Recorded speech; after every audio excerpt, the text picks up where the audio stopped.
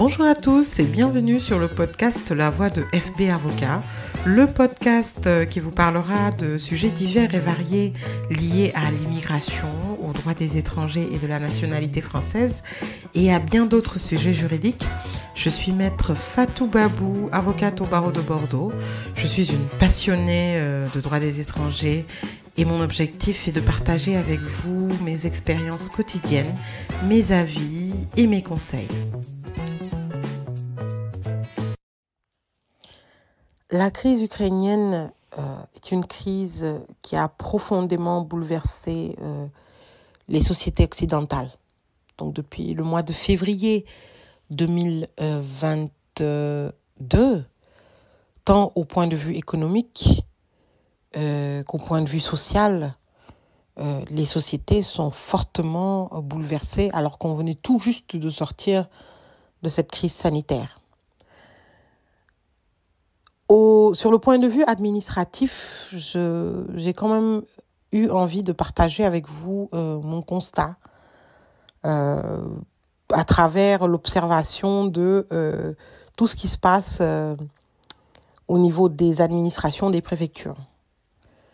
Donc, à juste titre, l'administration, le ministre de l'Intérieur, en tout cas en France, a mis en place un dispositif spécial de traitement des demandes d'asile, de protection des ressortissants ukrainiens récemment arrivés en France. Donc ce dispositif est assez performant, en tout cas pour l'instant de ce que j'observe.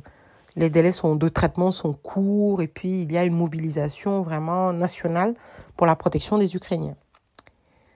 Seulement, cette mobilisation, en tout cas sur le point de vue administratif du droit des étrangers, a fortement perturbé les services étrangers des préfectures. Il y a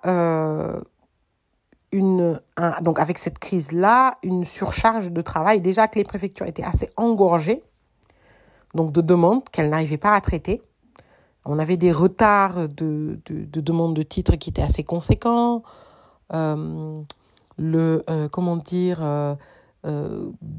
la dématérialisation, on avait beaucoup de bugs des plateformes de l'ANEF, de la plateforme de l'ANEF. Et cela, avec la crise sanitaire, avait causé déjà une certaine précarité des procédures en droit des étrangers. Vraiment une certaine fragilité.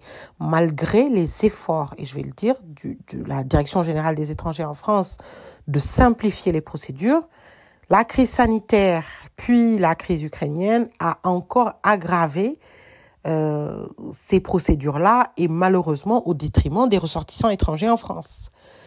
Et moi, en tant que praticienne de cette matière, j'ai constaté depuis donc quelques semaines un bouleversement profond et dans plusieurs préfectures de France de l'instruction des demandes de titres de séjour.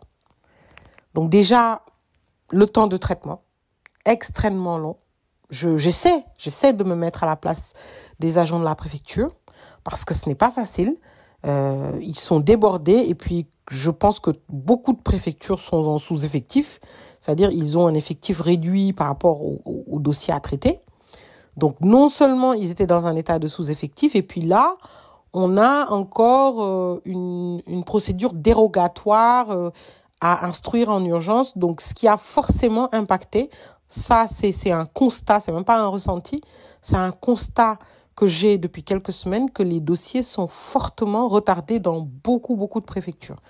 Et là, je parle des dossiers d'étrangers en situation régulière. Alors ensuite, on a les étrangers en situation irrégulière, qui là, c'est pire. Vraiment, pour les demandes de régularisation, on a des délais de traitement qui étaient extrêmement longs, mais qui sont devenus quasiment impraticables. Je veux dire, ce sont des décisions implicites de rejet que l'on déduit systématiquement au bout de 4 mois, 8, 12, 24 mois d'envoi de dossiers. Les préfectures, il y a certains dossiers qui ne sont plus traités. Alors, je prends bien les gants parce que je ne veux pas généraliser. Déjà, ce n'est pas dans toutes les préfectures de France.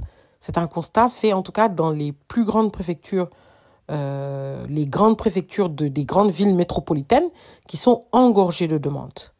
Donc, moi, j'ai énormément de dossiers que j'ai déposés, que ce soit en Île-de-France, en Gironde, Lot-et-Garonne, qui n'ont absolument pas eu de traitement de la préfecture.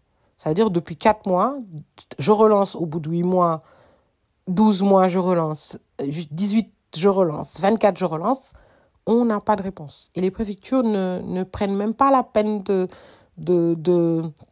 d'indiquer quoi que ce soit. Absolument pas.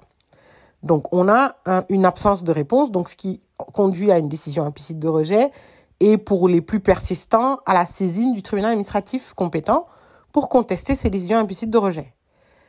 On a des délais de délivrance de récépissés, mais qui sont extrêmement longs, vraiment, qui se sont allongés. Et ce qui, finalement, fait que certains étrangers, par exemple, j'ai eu 2 étudiants cette semaine qui ont demandé le renouvellement. Donc, non, ils étaient en changement de statut. Un changement de statut depuis 3-4 mois, aucune nouvelle de la préfecture, malgré 10 000 de relances, des demandes de récépissé, pas de nouvelles de la préfecture. Donc, nous sommes obligés, malheureusement, parce que je dis que c'est une perte de temps et d'argent pour ces procédures-là, de saisir le tribunal administratif par référé mesure utile afin de délivrer ces récépissés-là.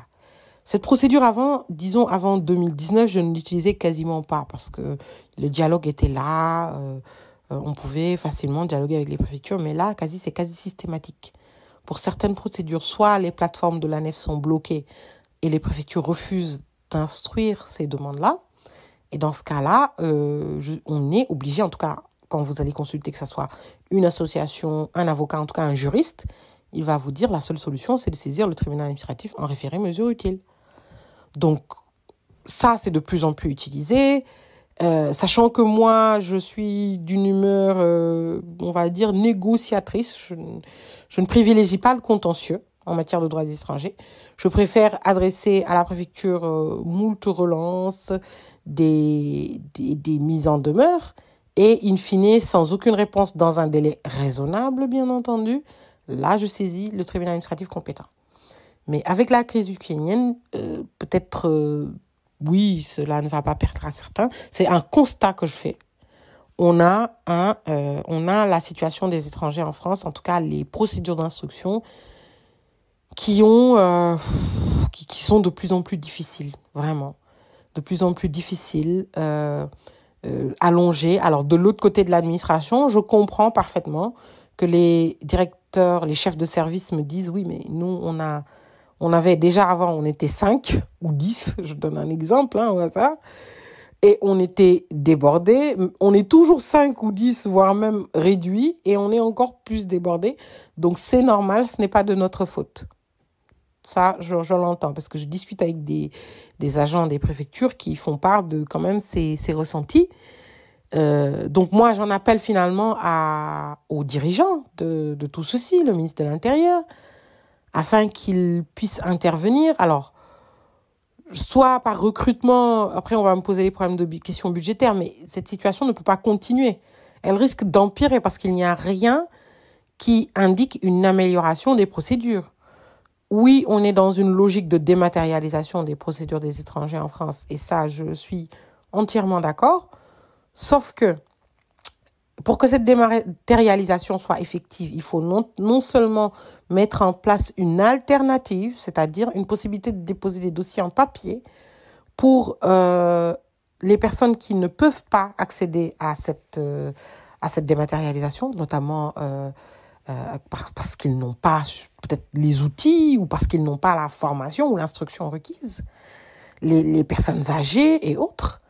En tout cas, proposer une mesure alternative qui permette de pouvoir déposer la demande. Surtout, faire comprendre aux préfectures, et ça, les préfectures le savent, que la plateforme de l'ANEF n'est pas opérationnelle à 100% et qu'il y a énormément de blocages et de bugs. Il y a des dossiers qui marchent, j'en ai fait. Les demandes d'autorisation de travail, cela fonctionne très, très bien.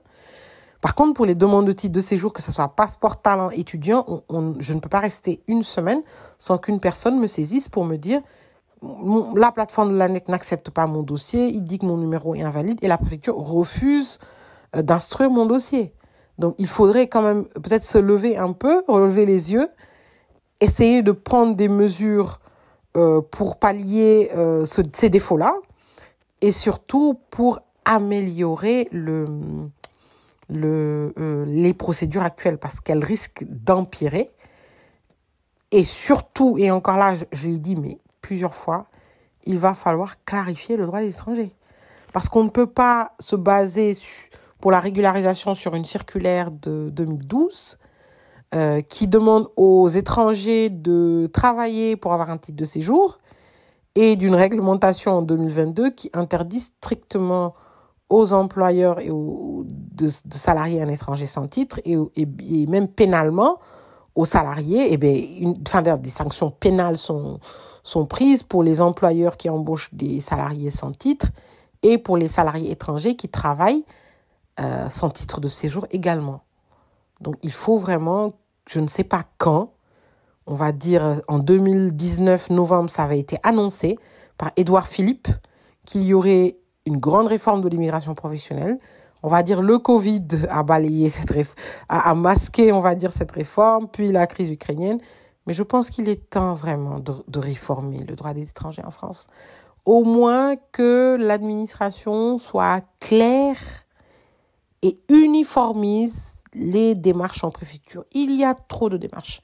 Dans chaque préfecture, une procédure différente et même des procédures contradictoires. Donc, il faudrait vraiment se saisir de ces questions. J'espère que je serai entendue par une oreille bienveillante qui comprenne que je suis, disons, entre les deux. Et en même temps, je travaille avec l'administration et les administrés, donc les demandeurs de titres. J'essaie de comprendre, mais je sais que c'est un problème de réglementation. Parce que d'un côté et de l'autre, on a des justifications qui se tiennent totalement. Merci. Merci de votre fidélité. C'était la voix de FB Avocat. À très bientôt pour de nouveaux épisodes. En attendant, suivez-nous sur les réseaux sociaux Facebook, LinkedIn, Instagram /FB Avocat.